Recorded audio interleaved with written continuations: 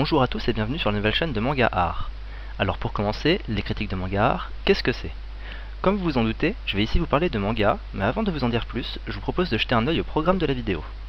Nous commencerons donc avec une présentation de la chaîne, suivie d'une critique du manga Shingeki no Kyojin, d'une critique du manga Love So Life, et enfin d'une critique du manga Rainbow Nisharokobo no Shichinin. Pour commencer, je me présente, Léo, enchanté.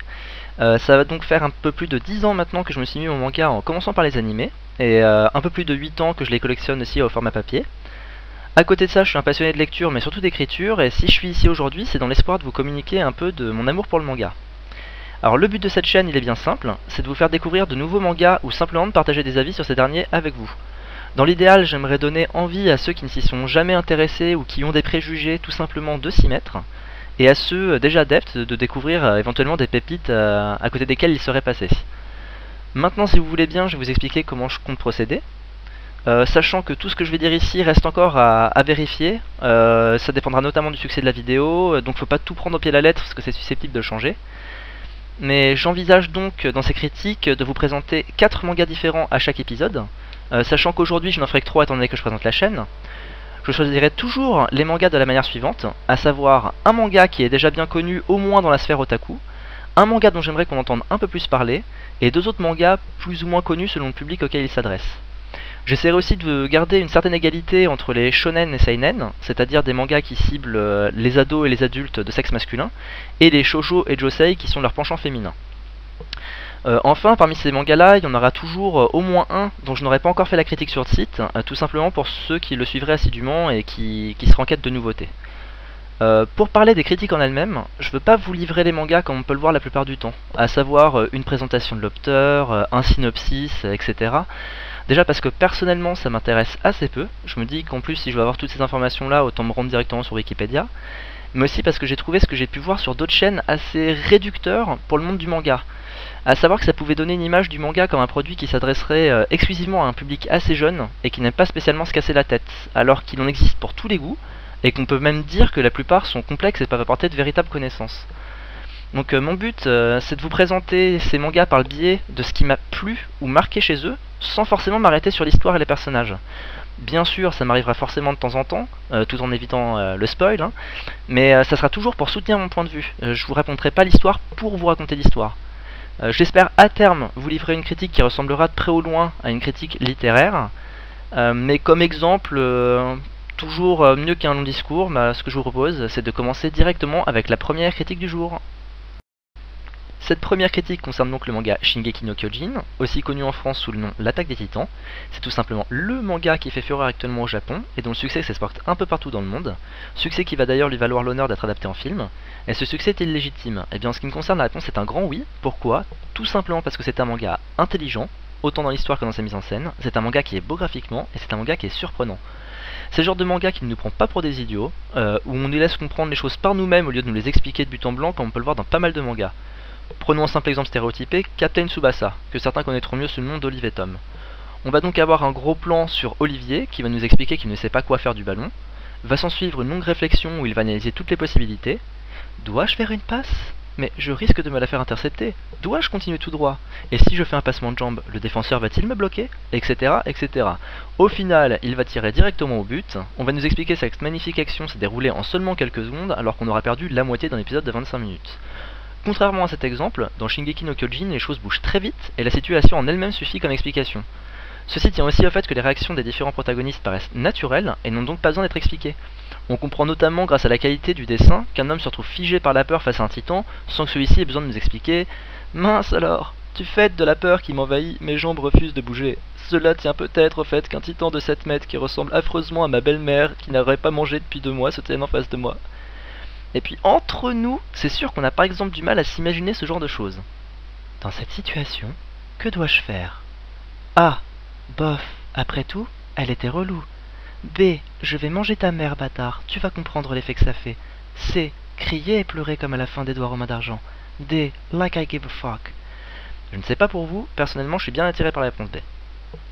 Pour en revenir au cœur du manga, on a droit à une histoire bien ficelée, ancrée dans un décor médiéval fantasy, qui pose d'emblée une atmosphère mystérieuse et inquiétante. Alors, tout d'abord, le mystère concernant les titans qui ont repoussé les hommes dans leur dernier tranchement, qui ont presque éradiqué l'humanité et dont on ne sait pas grand chose, si ce n'est qu'ils sont apparus du jour au lendemain pour tout détruire sur leur passage. Mais on a aussi le mystère qui entoure le personnage principal, qui est un personnage très ambigu. Ce qui est vraiment plaisant là-dedans, c'est qu'on a des indices et des informations sur ces différents éléments qui sont délivrés au compte-gouttes tout le long du manga.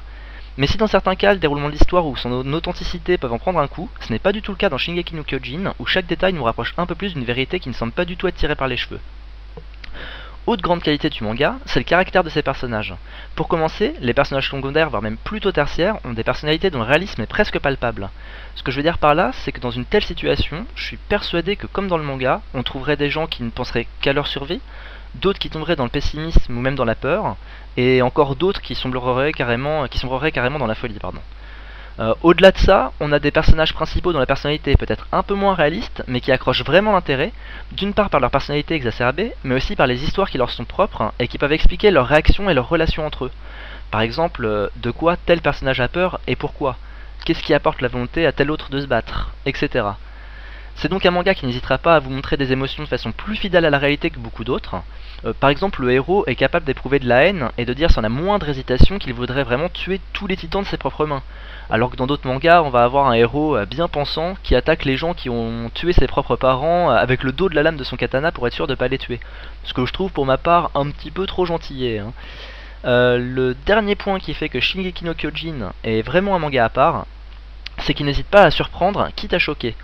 Ainsi, on n'hésitera pas à faire disparaître des personnages sans raison particulière, alors qu'on les suit depuis un petit bout de temps, et à des moments inopinés, juste parce qu'un titan a décidé de pointer le bout de son nez. On sent vraiment qu'on pourrait nous-mêmes, à tout moment, servir de casse-croûte à un titan qui serait apparu sans crier gare. Alors, ce manga est de l'auteur Hajime Isayama. On en compte actuellement 10 tomes au Japon, dont 2 déjà sortis en France, ainsi que 16 animes, a priori il en comptera 25, et le tout est toujours en cours. Il est classé en tant que shonen, mais il est susceptible de plaire aux ados comme aux adultes, et je pense que les filles qui peuvent supporter des histoires difficiles sans pour autant des garçons manqués pourront également apprécier la qualité de ce manga. Et pour les filles qui préféreraient des histoires un peu plus soft, eh bien écoutez, voici le second manga que je vais critiquer, j'ai nommé Love So Life. Pour sortir du triste et du glauque, quoi de mieux que de parler d'une orpheline qui a tellement mal vécu l'absence de ses parents pendant son enfance qu'elle veut devenir puéricultrice pour éviter à quiconque d'autre de subir le même sort. Comme la vie est belle. Plus sérieusement, bien que ce soit en gros l'idée de base, c'est un manga vraiment pétillant et plein de vie. Ce qui est plaisant à l'image de cette contradiction un peu surprenante, c'est qu'il s'agit d'un manga qui brise les codes habituels. Quelques exemples pour illustrer mon propos. Il s'agit donc d'un shoujo, et vu l'histoire de l'héroïne, on pourrait s'attendre à ce qu'elle rentre à 200% dans un des quelques archétypes des personnages de ce genre de manga. Par exemple, le personnage qui est tellement faible émotionnellement qu'on nous le fait pleurer à toutes les sauces. Vous savez, cette héroïne qui pleure qu'on soit gentil ou méchant avec elle, qu'on lui offre des fleurs ou des blattes. Cette héroïne que vous avez envie de prendre par la main, d'amener vers le monde extérieur et de lui fracasser sa sale tronche sur un trottoir. Si vous aussi American History ça a bercé votre enfance, cliquez sur j'aime. Autrement, on pourrait s'attendre à une autre personnalité récurrente, celle de la fille qui est forte en surface mais qui reste fragile dans le fond. En gros, la fille qu'on voit toujours se prendre des coups sans broncher mais qui une fois seule s'enferme dans un placard pour y pleurer toutes les larmes de son corps. Bien, à la vue de l'histoire, j'étais persuadé que j'aurais affaire à ce genre d'héroïne, alors qu'on a au fait en face de nous une jeune fille que la vie a contrainte à mûrir vite, qui sait hausser le ton quand les choses ne lui plaisent pas, et qui ne se plaint pas tout le temps comme on aurait pu le redouter. Bien sûr, il s'agit quand même d'un shoujo, donc indéniablement elle est un peu novice en amour, et elle aurait du mal à comprendre qu'un homme est amoureux d'elle, même s'il lui répétait tous les jours de sa vie. De plus, je m'attendais à avoir toutes les 2 pages un rappel à ses parents décédés, histoire de nous attendrir un peu, ou même à ce qu'elle se retrouve face à des situations problématiques lui rappelant des moments de son enfance et que, comme par miracle, suite à ses réminiscences, elle ait trouvé la solution à ses problèmes. Bah là encore, très bonne surprise, si on a effectivement des passages où elle peut par exemple se souvenir de sa mère, ceux-ci sont un peu présentés sous la forme de la Madeleine de Proust, mais sans qu'un événement précis éveille ses sentiments. On peut donc penser à une odeur, un vêtement ou encore une vague mélodie. Et là où l'auteur fait très fort, c'est qu'on sent en permanence une dimension dramatique, mais alors qu'on s'attend à tout moment à une effusion de pleurs, le personnage prend en fait son plus beau sourire comme pour nous narguer en fait. Le plus impressionnant là-dedans étant qu'on ne tombe pas dans le kitsch ou dans la morale. On ne nous rabâchera pas les oreilles à coups de la vie est dure mais elle vaut le coup d'être vécue, si quelqu'un te gifle la joue droite, tends-lui la gauche, et ce genre de remarques qui peuvent vite ennuyer dans un manga, et d'ailleurs pas que dans un manga, hein. Un autre aspect intéressant concerne le hobby de l'héroïne, à savoir s'occuper de jeunes enfants. C'est une partie du scénario qui me faisait un peu peur, que je redoutais, tout simplement parce que j'avais des a priori et je pensais que ces passages seraient un peu sans intérêt. Bah, là encore, bonne surprise, car même si on les retrouve assez souvent, ils ne sont pas omniprésents et ils sont surtout un excellent moyen de mettre en avant l'humour tonitruant de ce manga, qui est déjà pétillant et joyeux à côté, mais c'est vraiment dans ces scènes-là qu'on comprend le plus son pied. Par exemple, on peut retrouver des situations qu'on a tous connues comme le fameux repas de bébé. Vous savez, ce moment où les femmes se transforment en sorte d'attardés qui s'expriment avec un vocabulaire de maximum 13 mots, et où les hommes paraissent complètement à côté de leur basket. Mise en situation, imaginez-vous votre maman qui veut faire manger bébé. Oh, mais c'est quoi ça? C'est l'avion qui va aller dans la bouche de bébé. Brrr, allez, ouvre la bouche, ouvre la bouche. Waouh, c'est bien, t'es un grand garçon. Alors que le discours du père ressemblera plus à... Théophile, es-tu seulement conscient qu'en mangeant directement ce délicieux breuvage préparé avec amour par ta génitrice au lieu de te le barbouiller sur la trombine, tu économiserais jusqu'à 40% de tes succulents et onctueux mets? On a d'autant plus envie de rire devant le réalisme qui régit le manga, si bien dans les situations auxquelles sont confrontés les personnages principaux, que dans la personnalité de l'héroïne, dans le sens où si j'avais moi-même été orphelin, je pense qu'il y a de grandes chances que j'aurais eu beaucoup de points communs avec elle. Il ne me reste plus qu'à vous dire que Love So Life n'existe qu'au format papier et est toujours en cours. Il est l'œuvre de Kaede Kochi et on en compte actuellement 12 tomes au Japon contre 5 en France. Malgré le fait que j'ai des goûts très féminins, je pense pouvoir dire sans me tromper que les garçons amateurs d'humour et qui ne sont pas contre un peu de sentiments, qui sont ici très bien mis en scène et franchement pas gnangnan à mon sens en tout cas, apprécieront ce manga. Bien entendu, si vous êtes une fille et que vous aimez la romance et la comédie, ce manga est fait pour vous. C'est vraiment un des meilleurs du genre qui m'était donné de lire jusqu'à aujourd'hui. Je vous propose maintenant de passer à un seinen au moins aussi violent psychologiquement que Shingeki no Kyojin, tout en ayant un côté merveilleusement beau et profondément humain, à savoir Rainbow Nisha Rokobo no Shichinin. Ce manga, c'est juste l'une de mes plus belles découvertes depuis le début de mon aventure dans le monde du manga. Ça doit être celui que j'ai le plus conseillé autour de moi sans jamais en recevoir par la suite la moindre critique négative. Même s'il a un peu émergé ces derniers temps, durant les 2 premières années de son arrivée en France, c'est en plus un manga qui est passé quasiment inaperçu. Pourquoi est-ce que je suis aussi amoureux de ce manga? C'est très simple, il s'agit d'une magnifique peinture en noir et blanc du monde comme nous le connaissons. Ce que je veux dire par là, c'est que ce manga nous montre toujours ce qu'il y a de plus beau, mais aussi de plus moche dans chaque chose et dans chaque individu. Ainsi on sera confronté aux pires crapules que le monde puisse porter en son sein, mais aussi à des personnes dont la gentillesse n'a pas d'égal. A défaut de suivre un groupe de jeunes, on peut presque dire qu'on va faire partie d'une aventure avec eux.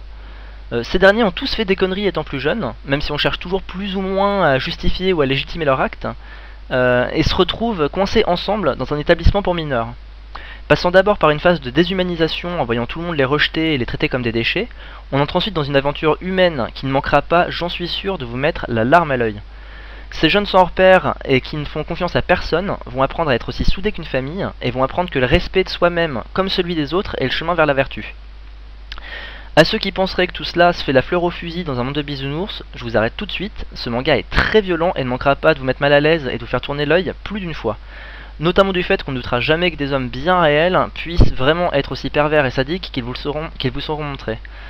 On vivra ainsi difficilement l'examen médical du premier épisode, mais on éprouvera un bonheur incommensurable à retrouver la petite sensation de liberté d'une simple bouffée de cigarette.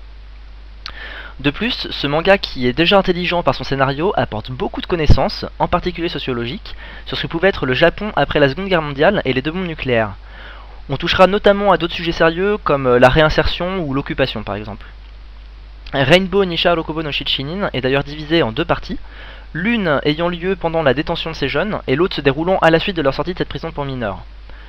Au-delà de la beauté humaine et profonde de l'histoire, on aura le droit à des dessins originaux et que je trouve pour ma part magnifiques, servis sur une bande-son tout aussi belle. On appréciera notamment les moments de narration avec cette voix off qui me fait personnellement assez craquer. Cette œuvre est du scénariste George Abe et du dessinateur Masasumi Kakizaki. Si bien le format papier que le format animé sont géniaux, la série est donc terminée en 22 tomes qui sont disponibles en France mais pas évident à trouver, et 26 épisodes pour l'animé. Je ne saurais en conseiller un plus que l'autre vu que le manga papier est peut-être un petit peu plus adulte, mais à côté on a la BO qui vaut par exemple énormément le coup dans l'anime, donc vraiment faites-vous votre propre choix. Mais la seule chose que je peux vous conseiller, c'est que qui que vous soyez, vraiment, ne passez pas à côté de ce bijou à l'état brut. La première critique de Manga Art est presque terminée. Tout d'abord, j'espère que cette vidéo vous aura plu, et je m'excuse si la qualité, notamment technique, n'a pas forcément été au rendez-vous, mais j'ai un matériel qui commence un peu à dater et c'est la première fois que je touchais à un logiciel de montage. Je vous invite à vous abonner à ma chaîne et à ma page Facebook pour ne pas rater les prochaines vidéos et les prochains articles, même si mon but est plutôt d'avoir vos ressentis quant au manga que je vous ai conseillé. Et bien sûr, je vous invite aussi à visiter mon site si vous voulez en savoir plus sur les mangas présentés ou sur le concept en lui-même. Sur ce, merci à vous et bon pèlerinage sur YouTube!